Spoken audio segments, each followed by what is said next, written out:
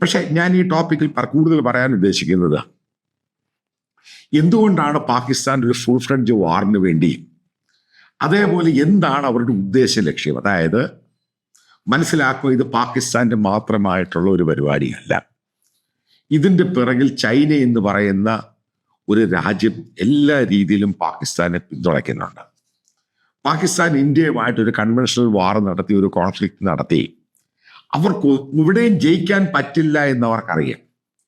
പക്ഷേ ചൈന എന്ന് പറഞ്ഞ രാജ്യത്തിന് ഇന്ത്യ എന്ന് പറഞ്ഞ രാജ്യത്തെ തകർത്താൽ മാത്രമേ അവരുടെ എക്കണോമിക് സർവൈലൻസോ ആ രാജ്യത്തിന് ഗ്ലോബലായിട്ട് അവരുദ്ദേശിക്കുന്ന ഒരു രീതിയുണ്ട്, ഒരു അജണ്ടയുണ്ട്. അതിൻ്റെ പ്രധാനപ്പെട്ട ഭാഗം ഈ ഗ്ലോബലായിട്ട് ഏറ്റവും കൂടുതൽ വെപ്പൺസ് വിൽക്കുന്ന രാജ്യം അമേരിക്കയാണ്.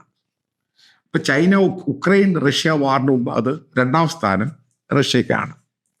ആ വാറിന് ശേഷം നിങ്ങൾ മനസ്സിലാക്കണം, വലിയൊരു ഷിഫ്റ്റാണ് ഉണ്ടായത്. കാരണം റഷ്യൻ ആയുധങ്ങളോട് വലിയ താല്പര്യം ഉണ്ടായിട്ടില്ല. കാരണം പ്രോപ്പറായിട്ടത് അതിൻ്റെ എഫിഷ്യൻസിയും യൂസേജും ഈ വാറുമായിട്ട് ബന്ധപ്പെട്ട് പല രീതിയിലും എഫക്റ്റീവ് അല്ല.